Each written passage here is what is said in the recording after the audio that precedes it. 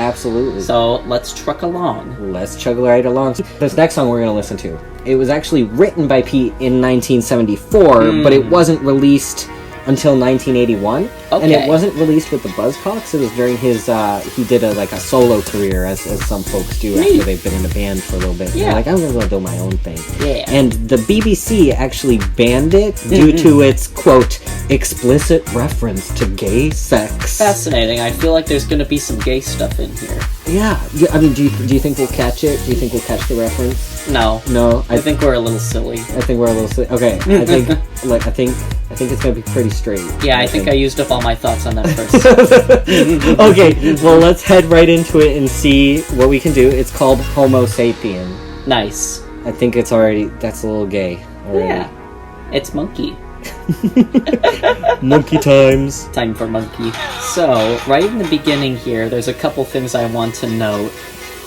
So I just need to say right off the bat where there's some very specific queer terminology, aka cruising, where especially way back when it was so much harder to find other queer people, a lot of gay men would go out to quote-unquote cruise and find other queer men to hook up with. Yep. And so, very specific terminology there that you'd at least have to have some inkling of awareness in the queer community to be aware of. And we see again this similar theme of a shy boy and a more outgoing coy boy trying to intermingle and get each other to realize, or one of them to realize, that they are also gay and interested in the same sex, and so on and so forth, as we've said. So we are continuing with the theme. Absolutely. And I mean, the pun on Homosapien, the way he sings Yeah. it. Homosapien! Yeah, definitely. So, and actually, this next line, too, we're coming up on it. This next part is what the BBC considers an explicit reference. So let's see what you think. So yeah, I think that's a very fascinating that the BBC had their minds in the gutter there. But, fair enough, because it's definitely talking about some, I could see them talking about some interesting encounters, to say the least, with some friends. It's with some roommates, if you would. They were roommates. And they were roommates. Oh my god, they were roommates in my interior. Yeah, in your interior, but I also like how it goes from the interior to the skin, which means that these feelings aren't just skin deep, they're something that you feel deep within yourself. Damn, son. I thought we were just gonna be silly and go hee sex. So I'm glad you're rounding it out, because... Thank you. So, shall we continue? Yeah, let's keep going. So, I think I'd have some comments on those. So, we had a little bit of repeating in there, but in those last couple of lines... So, we could read this two ways, and I think they both add into each other, where the lines... At the worlds built of age are a stage where we act out our lives and the worlds in the script seem to fit. Talks about how, say, for example, the default of heterosexuality and comp heteronormativity and gender are often the default, and people often try and go along with that as best they can, but if you try to alter that in any way, then your life can really go into, for lack of a better word, go in the shitter. But, yeah. But, honestly, and especially even for myself and many times, a lot of queer people, especially younger queer people right now, who have had to grow up without a lot of queer elders to look up to due to the AIDS pandemic and all of that. It's hard to think of a future for themselves where they're happy and queer and healthy, and it's even back then it was, I imagine, even harder for these individuals to do so. But yeah. No, absolutely. I like how it's also, I was going to talk about the same lines too. It's, all the world's a stage and we're all actors, and I feel like that also emphasizes, those gender roles and heteronormativity.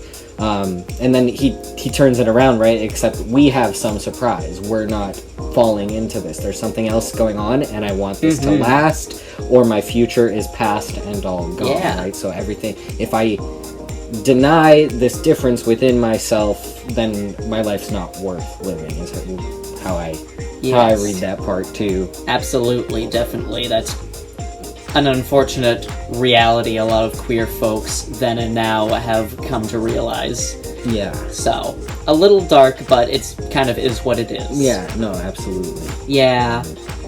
I want to comment here, before we get into the more repetitive again, Yeah. is that, so real quick on a light note, I want to say I really like the line, we will be one from two, talking about, like, just two souls becoming one, but of course, to do so, they have to both realize that they love and care for each other and be willing to cross, I guess, jump the fence, as some people would say. Yeah. To, sometimes the grass is greener on the other side. You have to fight for the things that you love and the lifestyle you want best for yourself, which is a style where you can freely love and cherish someone who you love. It's just almost as simple and as complex as that. But there is the lines following where I don't want to classify you like an animal in a zoo, where that specifically makes me think of how homosexuality used to be considered, and some people would still say it is still so, but to be considered a mental illness or a disease and so on and so forth. And it's just like, no, you're just a person. You don't have to be like some number or statistic on a piece of paper that someone sees, or even taking up more of the animal in a zoo aspect, a spectacle for people. Yeah. The not wanting to classify you like an animal in the zoo, that makes me think of how, some early on we didn't have a lot of the labels that we have today, right? And in one sense that's freeing, because you can name your experiences, and there's a freedom in that, and there's no longer a secrecy. There's like an openness, there's a word for it, it's validating. But then also, at the same time, some labels can feel like a constraint at the same time. So it's interesting what we have in the queer community nowadays, where we have a lot of labels, but sometimes for some people, even new labels or old labels feel constraining. Indeed. When friends of mine have come to this same conundrum, I like to try and remind them that ultimately such labels are meant to not necessarily define you, but help you explain your identity to someone who might not understand it. And while your own experience is still your own complete, unique experience. Yeah. No, absolutely. That was beautiful, man. You're like, oof. Well, anyway, the rest of the song kind of repeats. It's not exactly the chorus, but it plays on those last sections that we heard. But Indeed. I think we got the homosexual vibes in this song. Absolutely. I think it's fair to say. I think it's pretty I think the gay. BBC should bring it back on air. I agree. I would recommend to our viewers and listeners that they go check out any other Buzzcocks songs on their own. Yeah. And give us a comment if they find another song or anything we didn't talk about these two songs. Thank you for all your input today, and without a doubt, I think we're coming to similar conclusions as in my prior videos, right? First off, punk has been the platform with which to talk about whatever you want, including taboos, quote unquote, like queer identity. There's not much to prove about our examples, considering, again, Pete Shelley came out as bi and confirmed that he left these queer sentiments in his songs, and they sure are there. I mean, do you have any closing thoughts as like a whole?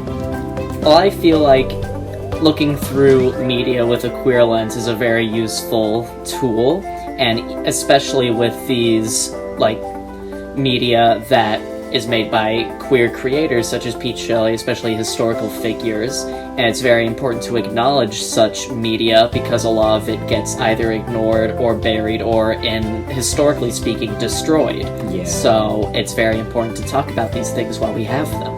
Yeah, no, and I think especially after he passed away, even though I think he passed away in maybe 2012. Yes. I could be wrong. I'll somewhere around. I'll add a subtitle and correct that once I edit the video. Yes. I'll be like, I meant this year. It's like, sorry. I'm sorry, rest in peace. Yeah, but I think especially in the Buzzcocks are one of those bands that are like the they're one of the early bands, right? They saw the Sex Pistols, they're like, let's go, let's do it. So, and I feel like there's a lot of kind of gatekeeping in the elder punk community. It's like, no, we're all straight and white.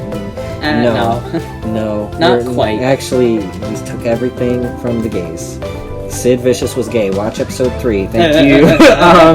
Let's see. I mean, thanks again for joining me. It was really fun to have you. And viewers, subscribers, be sure to check out this guy's amazing artwork on. Do you wanna share some of your preferred handles where you'd like them to see your art? Like, oh yeah, sure. Yeah, so, firstly, thank you again for having me on. It was a whole lot of fun, and we should do this again sometime with this live commentary. It was very neat and a fun exercise.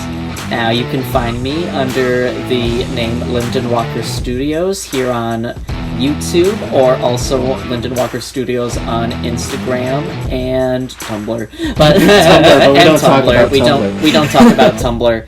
But Instagram as well as TikTok, where I also make other shorter form painting videos. They're all very pleasant, and your music selection is 10 out of 10. And anyways, guys, he's just really talented. Please go check him out. I will link all his preferred handles in the description, and we also recorded a video on his channel, so be sure to check that out. I have no idea what it's going to be like. I'm so excited. Indeed. I sent him a script of this one, but he was like, his script is a mystery. It's going to be chaos. It's going to be fun. Okay, well, I mean, thanks, guys, for sticking along. Please, as always, leave your thoughts in the comments, and remember to like and subscribe. Till next time. Bye-bye. Bye.